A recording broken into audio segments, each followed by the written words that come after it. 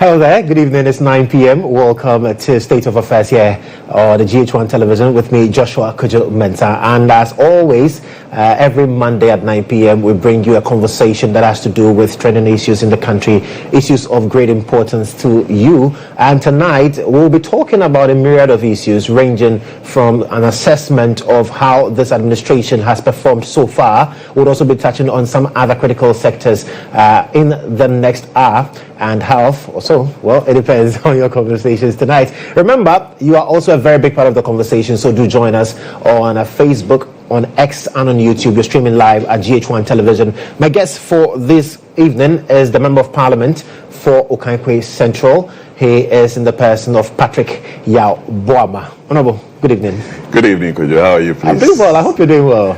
By God's grace. Right. And happy Easter in advance. Definitely. We'll be marking the death and resurrection of Jesus Christ. And the Holy Week. So yes. It's very important. very important. I hope you go to church on I would definitely do that. Easter Sunday. Definitely. And in fact, we are starting on Thursday. But how is the constituency doing, Okaikwei Central? Thank you very much. And let me use this opportunity to say good evening to my constituents in the country. Okaikwei Central is doing very well. We went through a turbulent election, like you know, but we are managing to put everything together and behind us to serve the people and do what is right within the constituency and uplift whatever we can help uplift in terms of infrastructure, in terms of human resource development, and every aspect of human life within Okaikwei Central.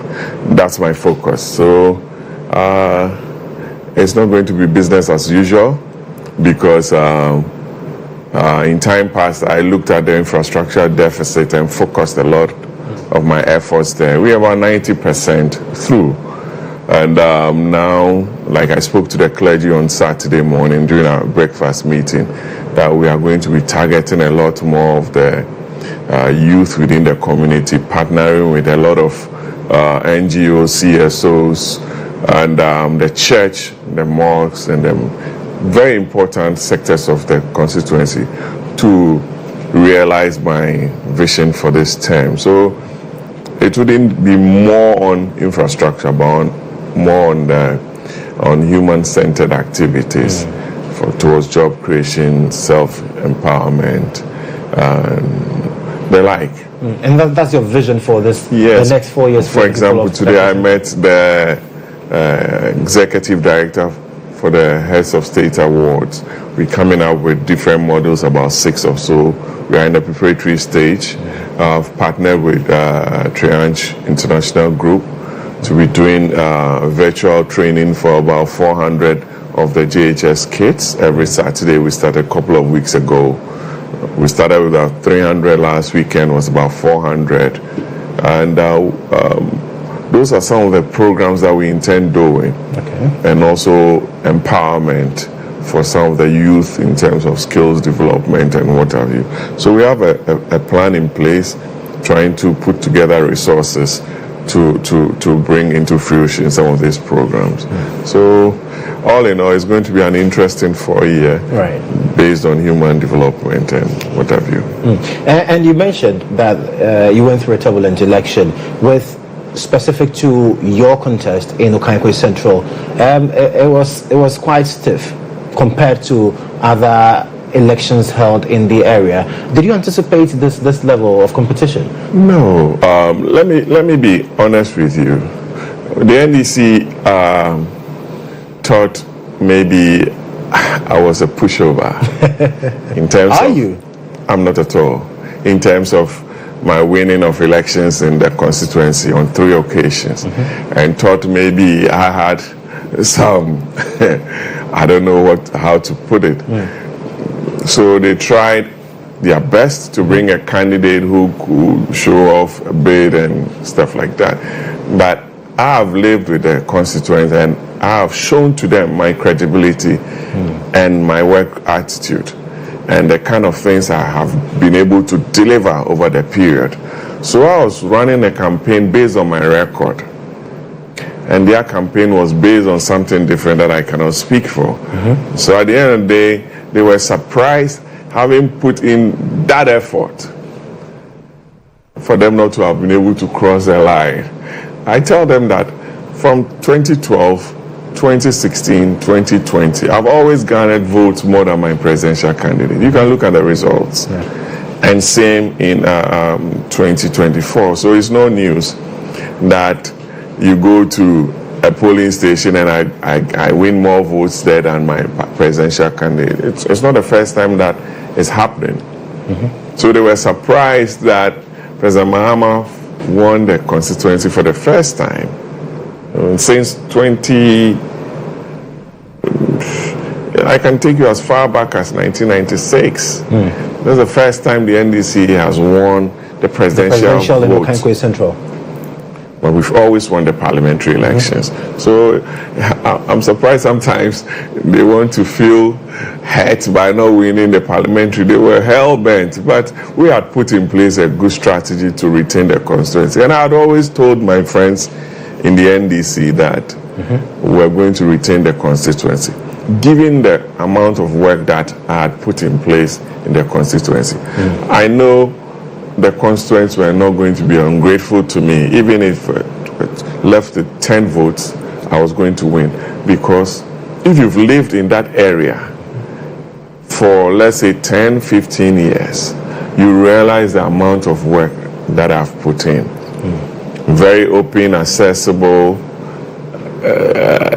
people's person. I listen to all sides and we take decisions to solve problems or challenges within the community. And I'm still going to do the same, even though people ask me, why are you still worrying yourself, trying to sort out a few things? I said, no, I've been elected. I have a responsibility. I have a role to play. I shouldn't look at what somebody did during the election or what somebody said to deny the people. Even though the turnout was not to my expectation, now our votes dropped from 28,000 to 21,000. 21,000, yes.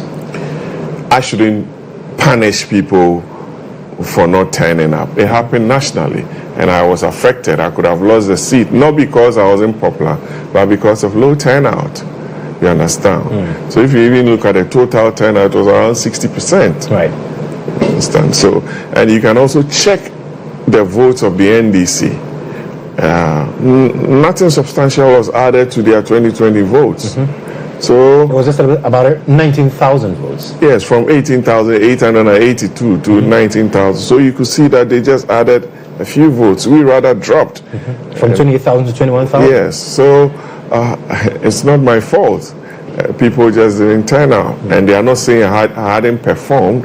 Maybe they're angry with our policies as government of the NPP or some other factors that we are unraveling. So, Kodjo, that's about Okaikwei Central. I continue to serve them well. I will not deny them any opportunity because of what happened. I'm still a very open person. I attend events when I'm invited to, and will continue to ensure that everybody in the constituency who deserves an opportunity is given that opportunity. I was talking to you about that program for about 400 of the kids. Yes. I don't know them. I know they are in the constituency. I don't know their parents. I don't know their political affiliation. But I believe that they must be given that opportunity. Right. Because you wouldn't know as a human being who will look after you tomorrow. That's my principle. Interesting. So I have always been curious because I remember that on the day of the election, Sawamia and I were here, and in the evening, when the numbers were coming in, and then we're finding out who has won what, and then at a point we're told that for Okaikwei Central, Baba Sadiq had won. That was a declaration. How did you manage to remain calm, even though your opponent then had declared himself or had said that, well, per the votes that had been counted, he was clearly in the lead? No, not at all. I don't think that was what happened. Let me give you a background. Elections are organized at polling stations. We had 140 polling stations, plus one for the special voting, which was counted before the collation even started, which I won anyway. So at every collation center, there's a screen where the agents are seated, the lawyers are there from both parties, with the agents and the presiding officers trooping in one after the other, delivering their results sheets from each polling station. So once they are keyed in, they're on the system for everybody to see from polling station A1 to 138 was keyed in. As at 7 a.m. the next morning, I had finished my collation in my party office. We've scanned our pink sheets and everything. So it was at that point that they realized that they were left with only 2 polling stations to be keyed in. And City, your sister stations, City TV and other stations who were at the center had projected me as a winner. Then hell broke loose that, look, the fact that we've won the presidential vote, we must win and something untoward. But their agent had brought their pink sheets, they've signed, presiding officer was there, returning officer was doing his work. So that the next day, they agreed that, we should go to the regional office and complete the coalition. So when I hear people talk recoalition, I laugh. They say complete the coalition exercise because it was truncated by violent supporters of the NDC. So there too, they took control of over the regional coalition center, locked the doors and what have you. Then they manhandled the returning officer, beat him. You saw it on the screens. And he said, he was going to declare the results based on 70% of the results. Where does this thing happen? I was very calm because no winner of an election would want to use violent means to declare himself or herself as the winner. So I knew the outcome. I had my result sheets and everything. So an application was made to court to ask the court for EC as a public institution through a process called mandamus to compel the EC to complete the collation process, which the court upheld. When the court upheld the application, the NDC said they had filed to join the matter and they were not given a hearing. So they brought an application for certiorari at the Supreme Court. Supreme Court, per the Ode Alteram Parting rule, upheld the application and asked that the matter be referred to the High Court and placed before a different judge to hear the matter within a specific time frame, because we had about 3 or 4 days for the dissolution of Parliament and the inauguration of the new Parliament. So some of the reliefs that the NDC sought included bias, prohibition, and what have you. But the Supreme Court did not uphold those reliefs and asked that the judge listens to the NDC's side based on the application that they needed to be joined to the suit. They were heard.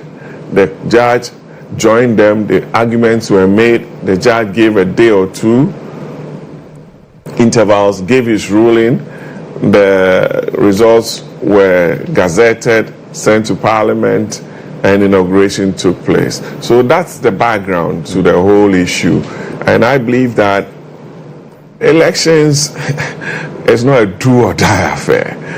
You go into an election either to win or to lose. To win, to compete is part of democracy. To win is part of it. And to lose is also part of democracy. That is the whole essence of multi-party democracy. Not to give yourself a conk assurance that I'm going to defeat this candidate. Anything can happen in an election. And I'm telling you, the results from the constituency doesn't show the work that one did. But people decided to stay off the polls. And even with that, I won the election. It's not the fact that I won with 100 votes, 200 votes, 2,000, close to 2,000 votes. And it's no mean feat to have contested on 4 occasions and won in a constituency. That, I tell you, is a microcosm of this country. Because you have Christians, you have Muslims, everybody is there, even the tribes. The Hausas, Mosis,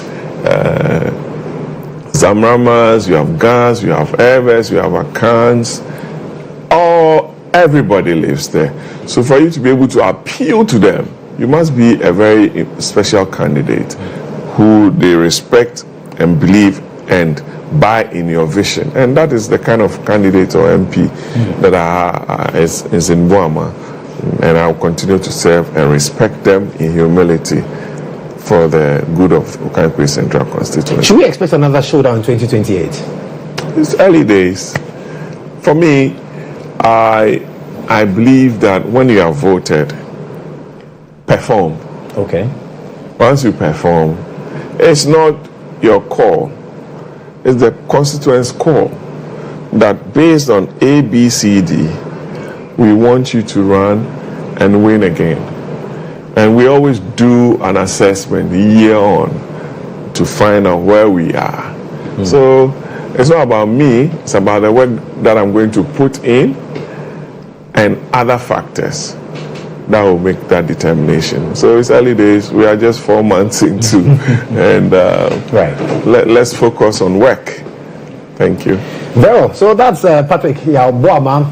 We're talking Okaikwei Central. We'll talk about national issues as well. And so get interactive with us on Facebook, on X, and also on YouTube. So recently, you made a donation to the PZFA victims in the Doom.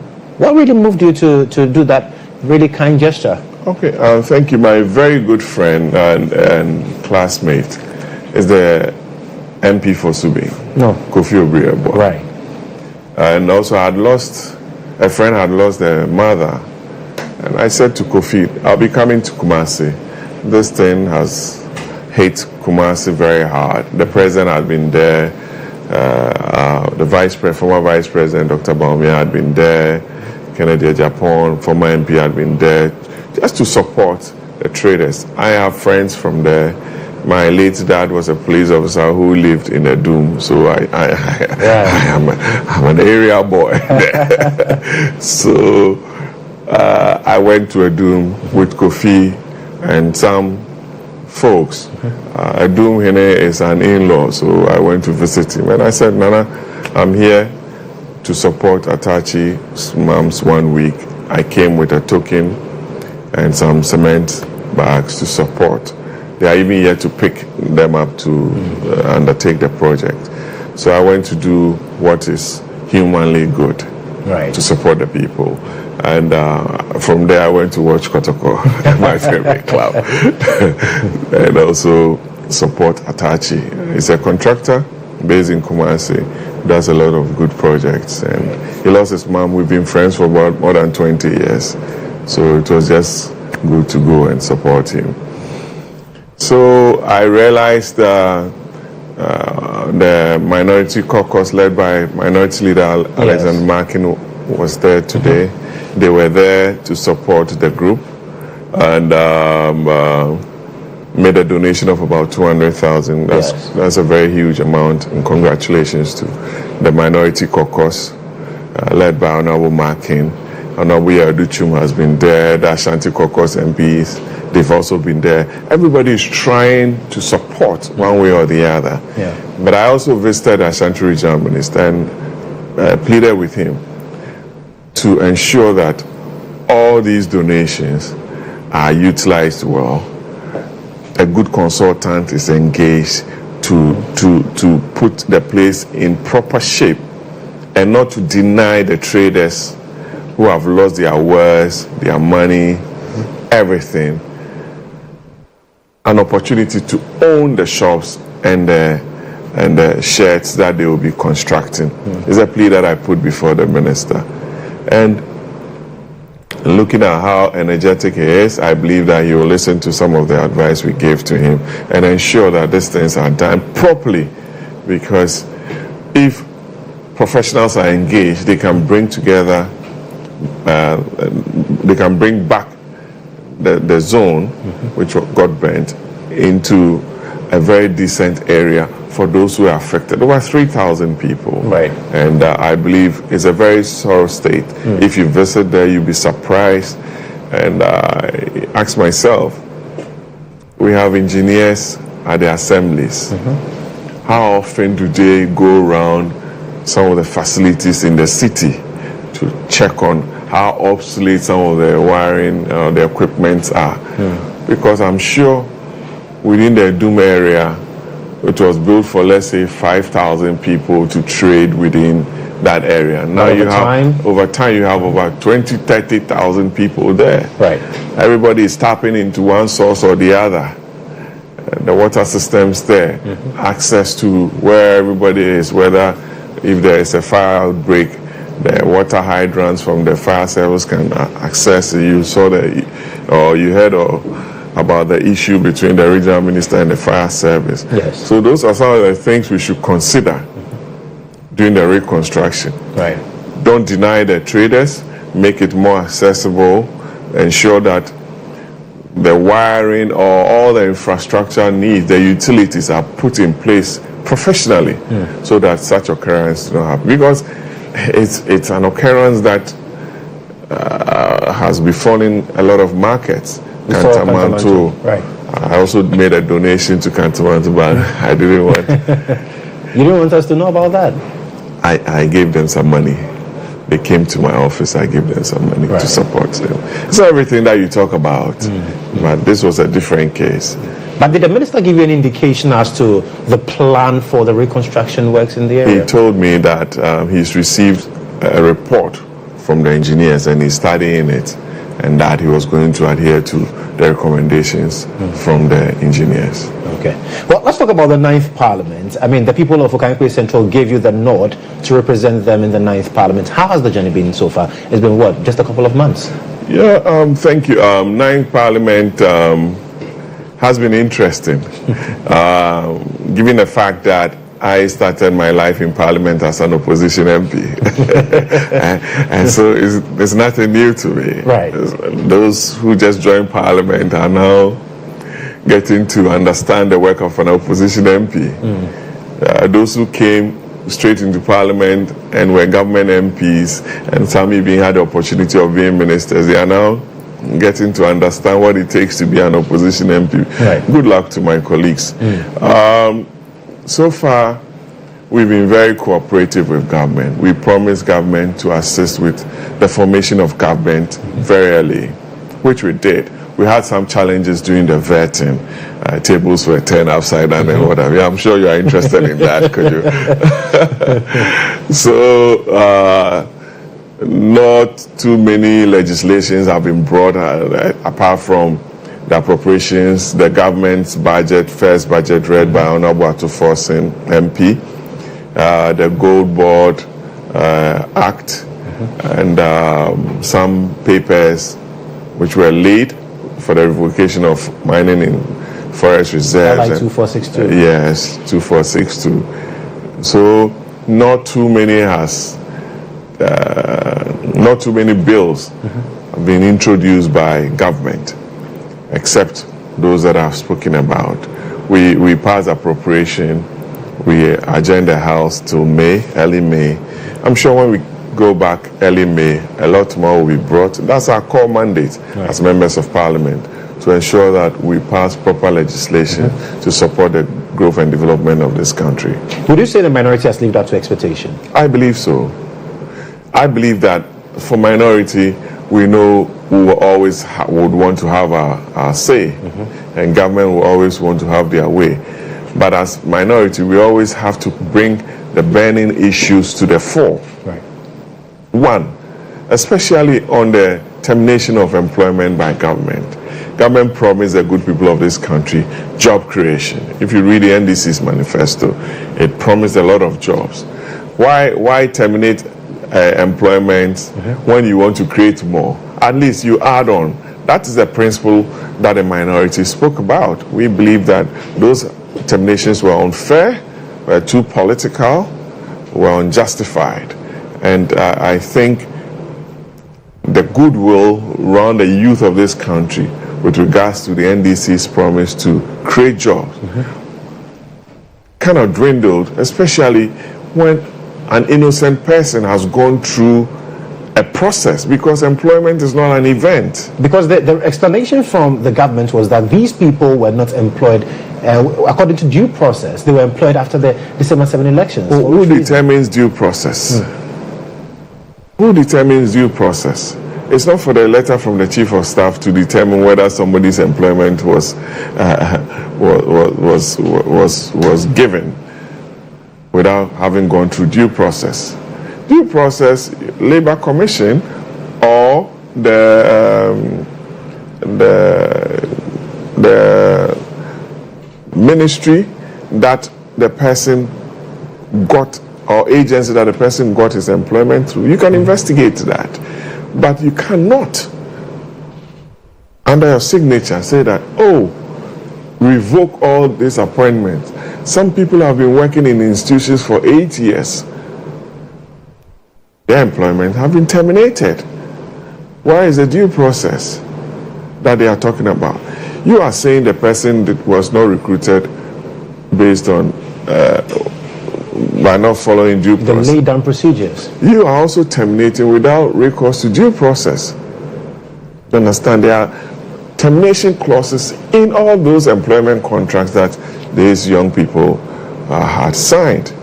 Because I was telling you that employment is not an event, it's a process. Some started through applications, they went through interviews, they went through second interviews, they went through medicals, they went through other processes before they were issued employment letters. So you win an election and somebody has just been posted to Kumasi having gone through this over 1 year. And you say, oh, young man, I'm terminating your employment. You've created a politician out of the person. Immediately, the person may not have anything to do. I know of one young man who sent me a message that he had to relocate from Kumasi to Solpon, weeping because I knew the mom who used to run the cafeteria in Parliament. It saddens my heart for some of these things to be coming to us. We shouldn't win an election and create politicians out of young people who've had opportunities to serve. But isn't that what you politicians do? Because the argument also from the current government was that, well, same thing happened in 2017 when the NPP took office. What happened? Where people were also made to lose their jobs. For which reason, they don't see why you should be complaining about this. Where did people lose their jobs? I don't remember. If it happened, even if it happened, must it be repeated? When the NDC said, we want to build the Ghana we want. Is that not what I read somewhere? Building the Ghana we want. Is that the Ghana we want? I don't think President Mahama wants to continue with this because he has a lot of goodwill, and the votes that were given to him should tell the administration and officials within the administration the goodwill the president has. And some of the decisions being taken, I believe, will dwindle the goodwill that the government is enjoying. And I want that stopped because people will have to go to court to set aside some of these decisions, and the government to be a head-on collusion between these young people and government. Right. So government will say, okay, unlawful termination. You are going to be given is compensation or damages for wrongful termination. That's it. But you say these, among other things, has the propensity of eroding the goodwill. Which other things is the government doing that is eroding its goodwill? Well, the fight against illegal mining. All I'm saying. Right. How is that eroding the goodwill? I'm not talking about eroding the goodwill. I'm raising an issue, but I'll come to that. Okay. Government waged a campaign to stop illegal mining. I saw some excavators being burnt and whatever. We had done a similar thing, and it had affected us. So when I saw that, I realized, government is back on that trajectory, and it's going to affect government goodwill. It's one of the issues that I've seen, coupled with the employment issues. Okay, so it's an issue that government has to handle carefully. Right. Illegal mining, because it has the propensity to affect the government goodwill, which to an opposition MP I would say, well, I care. But you are asking me about the goodwill of the government and what issues or factors are accounting for the government's dwindling goodwill. Right. And so those are some of the issues that I'm beginning to raise. Okay. But even with the fight against Galamsey, government says what? Now foreigners engaged in Galamsey will not prosecute them, will just deport them because they take advantage of the slow process, the justice process, and then get back into illegal mining activity. That was an unfortunate statement, because what happens to the Ghanaian who engages in illegal mining? They will find space in the prison. Is that the implication? Yeah, they'll be prosecuted. Yeah. So once there are penal clauses or provisions in any legislation which requires a Ghanaian or a non-Ghanaian who engages in illegal mining, that provision ought to be applied. And it shouldn't have any coloration whether you're a foreigner or a Ghanaian. So I believe it was an unfortunate statement to have decoupled a Ghanaian from a non-Ghanaian who engages in illegal mining. Interesting. But let's come back to the 9th Parliament and the role of the minority. Some say the minority has been very loud. I know you to be you don't like noise. But your side has been very loud from the vetting process, where the tables and all of those things. People say that has affected the image, and you've been loud after that. When you say loud, when the opposition criticizes is loudness. No, the opposition has a lot of tools at its disposal to use: boycotts, press conferences, demonstrations, and what have you. And they are all sanctioned by the Constitution. So where is the loudness from? Raising issues about wrongful termination? Or what? Raising issues about illegal mining? Raising issues about the cocoa sector, or the gold board, or the appropriation?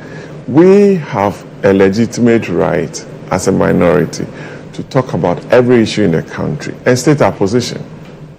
And I believe that is what we are doing. I don't know if the press conferences that we are holding is what makes you say we are being loud.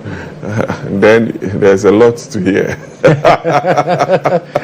We should be expecting more loudness. Because we can't keep quiet over things. Right. We need to let the Ghanaian know the happenings in the country. And that's our role. We'll have our say, the government will always have their way. But would you say you've been able to hold the administration to account this past few months? I believe so. I believe so. And we are going to do better than we've done in the first meeting. Now, the vetting chaos that happened.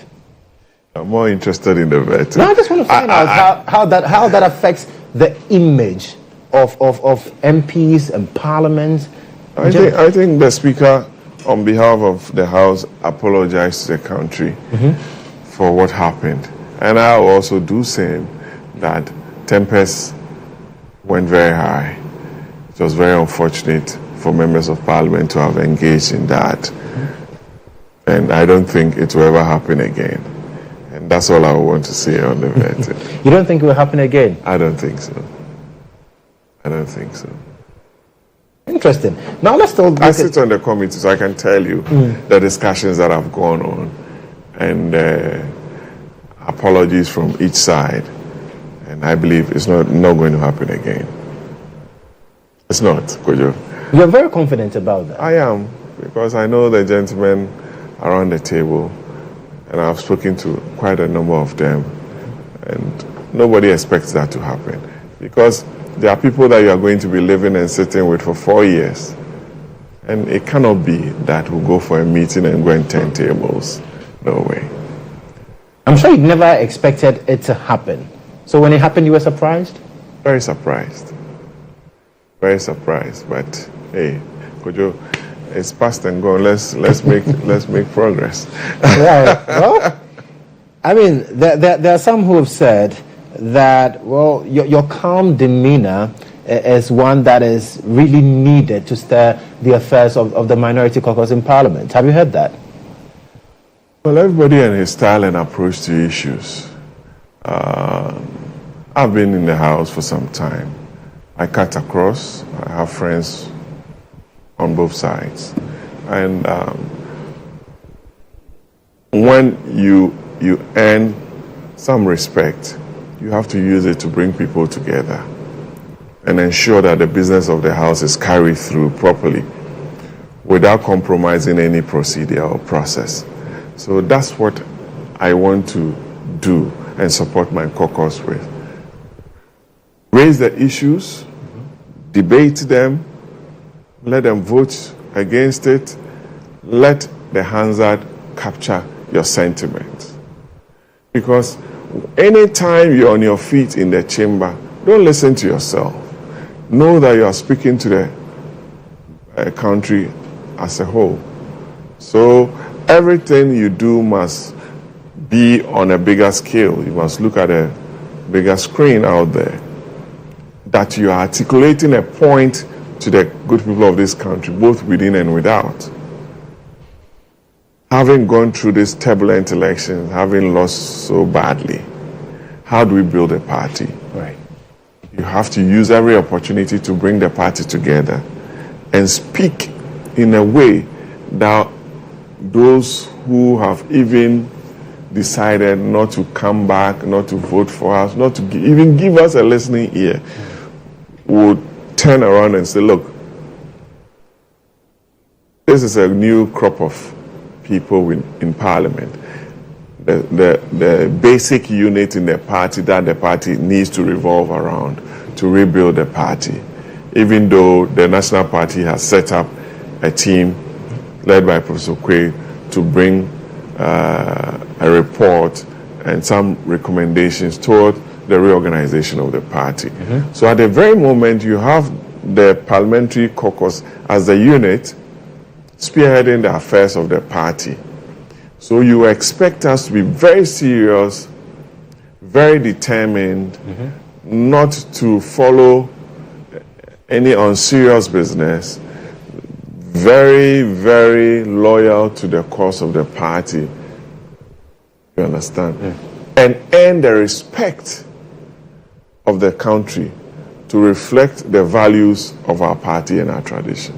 That must be the focus of the minority now, not to be for Boamah's image or Fenyo Markin or Patricia Page or Anodompre. It has to be a collective effort to send a certain message to the country that these people have turned a new leaf, have decided to rework and bring the party back to its core values that gave Ghanaians the confidence to vote for them in 2000, 2004, 2016, 2020.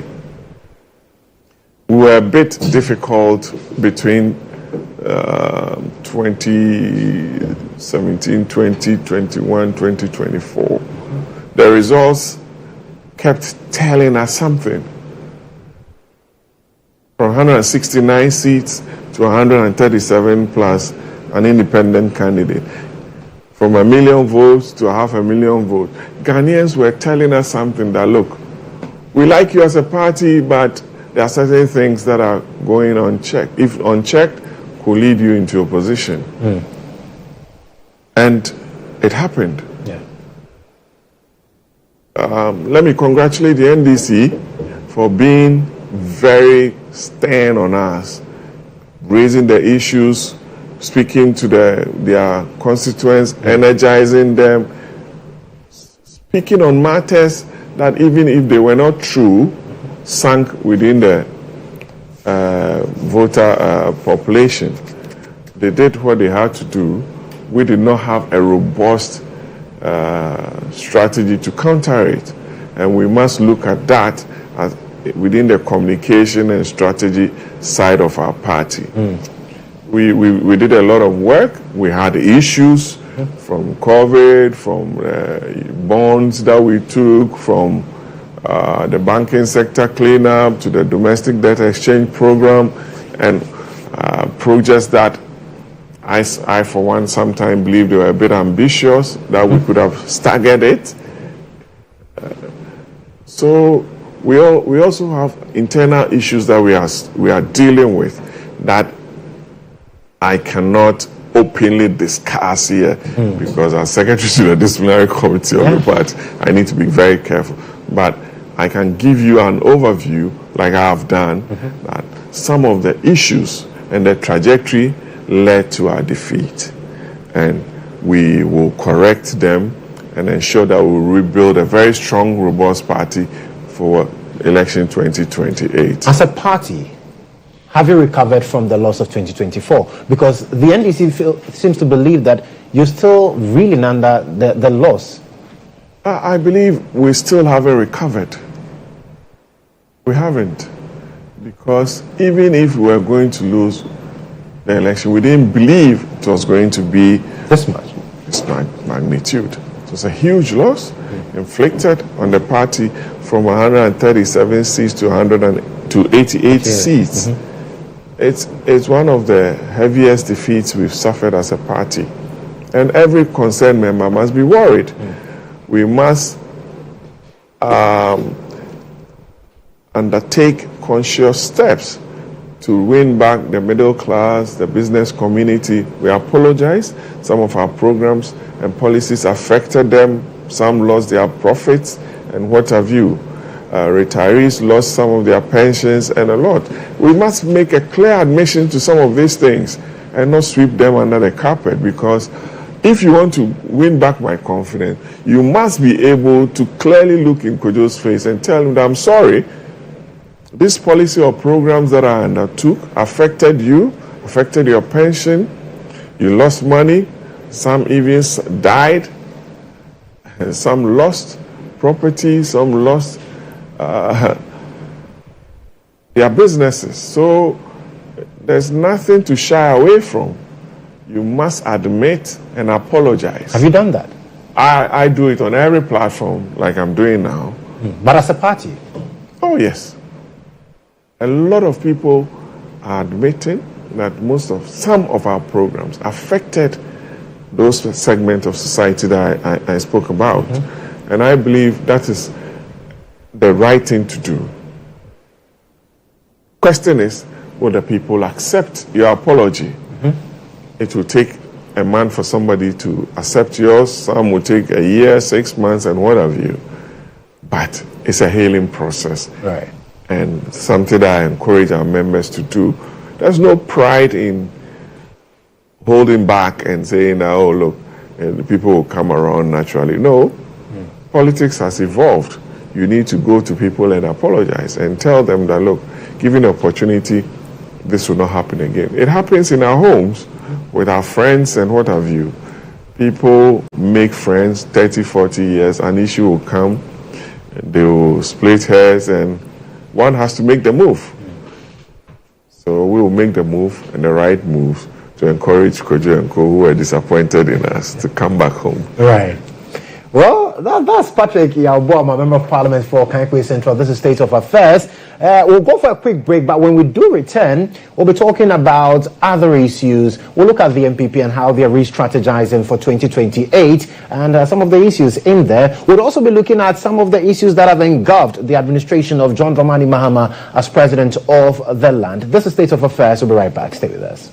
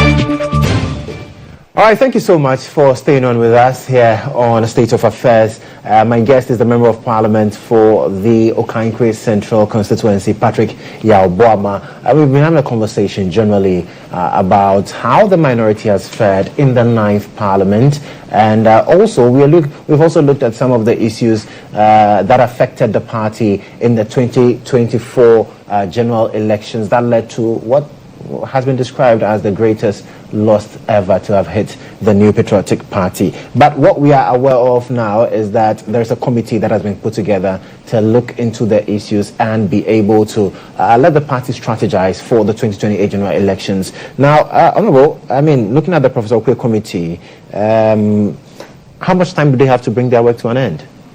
They were given about 3 months. Right. To present their report. I know they are finalizing it, so very soon we'll get to know. But the other reports are being prepared. You see, we had a presidential and a parliamentary election. So we must be very careful the kind of report we generate, not to dwell so much on the presidential election, but also look at what happened in the parliamentary elections, whether we presented the right candidates given the circumstances, whether the candidates we presented fit or tick the boxes in those constituencies. Those are some of the things too that the parliamentary caucus is looking at. Right. But what are your expectations of the Okaikwei committee? I can prejudge them. Let's see what they come out with. Right. Okay. Well, there are some mass dismissals we've heard.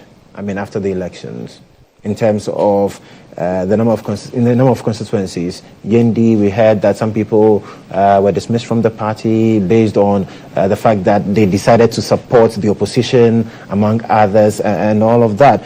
Is that the way to go? Let me tell you, Kodjo. The first thing that I expect to see in the recommendation section or paragraph of the Okaikwei's report is a general amnesty to everyone who has left the party to come back to the party. General amnesty? Oh, yes.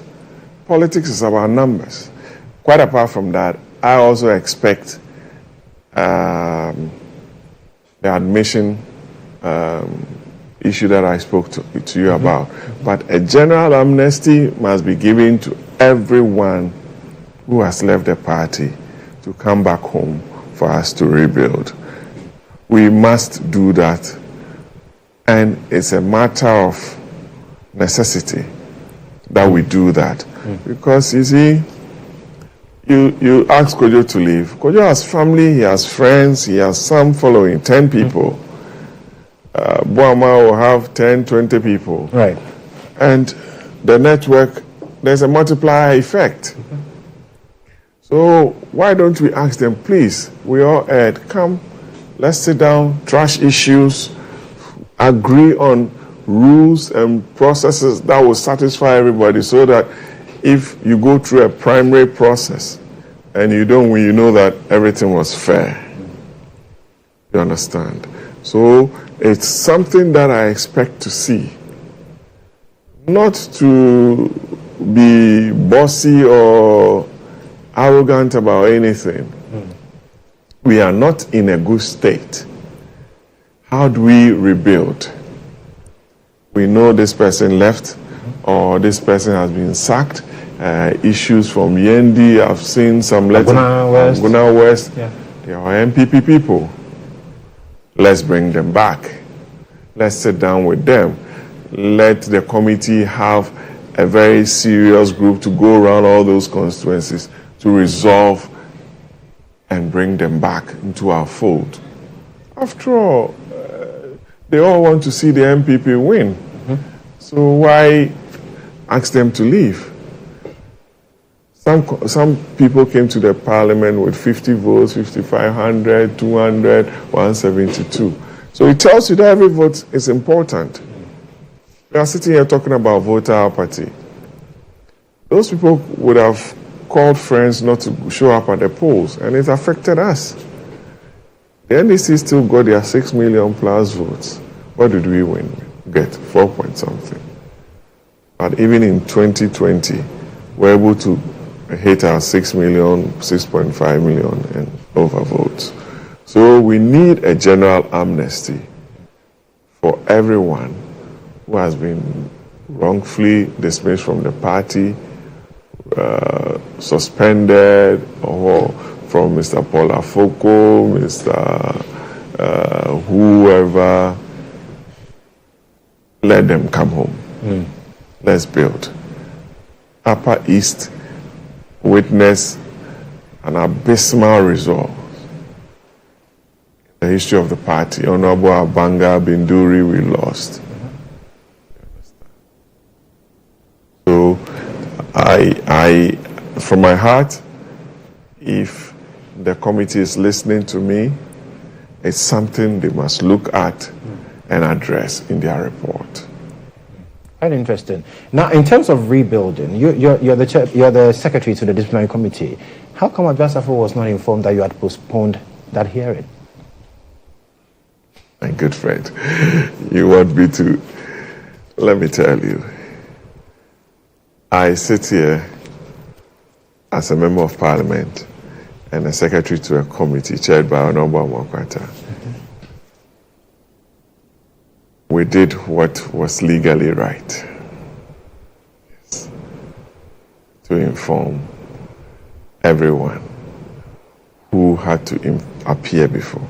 It could be that the notice did not get to her on time. It could be. But if you look at the letter that I signed off, you could tell the date. But it's a party issue. It's an internal party matter. I wouldn't go so much into it.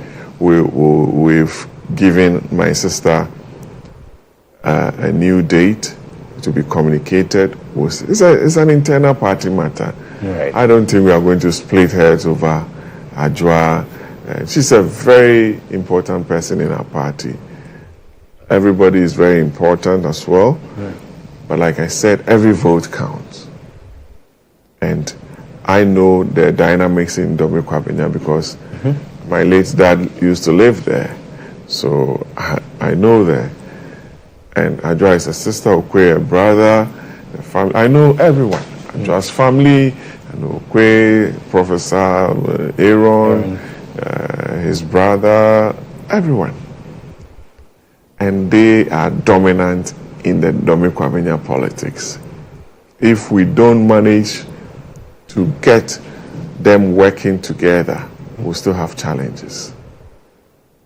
And that is not what the biggest constituency in Ghana, which we used to control, must do to our tradition. Right. And it must end somewhere. So how's the presidential ambition shaping up? Which one is that? You don't want to be president? Because I've seen a list today that has your name on it. Which list is that? Oh, the former NEIP boss, he put a list together on Facebook today. He says, you, Dr. Boamah, Kennedy Japan, Brian Champong, are in the lead for the 2028 flag race for the NPP. Kofi Ofosu. In his capacity as what? But you don't want to be president. Because I hear that's the aim of every politician. God makes presidents. Right. God makes presidents. I'm 40 years. And if we go through a process and my party believes that, I can serve and I feel I'm ready, why not? But it's early days. You want to be president over what? And lead what party? NPP. Right. In 2028. So we should cross him out for 2028. I'm saying that now, right.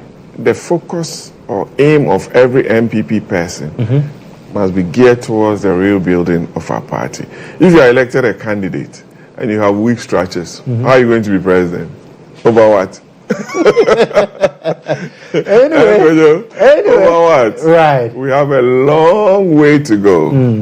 And we have to put in place the building blocks so that whoever is elected should be able to cross 50% plus one.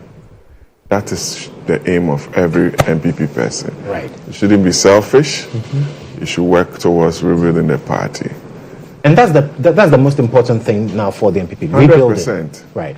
100%. You shouldn't be selfish and say that, oh, I want to lead 2028. Lead what? Lead what? What do we have now? We are scattered. I'm asking for a general amnesty. I'm asking for proper structures. You can look at our national office now. We need a new headquarters reflective of our values and our tradition and our general outlook as a party. We need serious national officers to rebuild the party. Understand? We need a lot more seriousness at the party headquarters. Interesting. You understand? So that is the focus of the party now. Right. Dedication, seriousness, commitment, loyalty. That's what the party needs now. 100%. Very well. Honorable, thank you so much. You're welcome, my brother. So that's Patrick Yaw Boamah, Member of Parliament for Okaikwei Central, having a conversation with us here on State of Affairs on GHOne Television. I am Joshua Kodjo Mensah. Good night.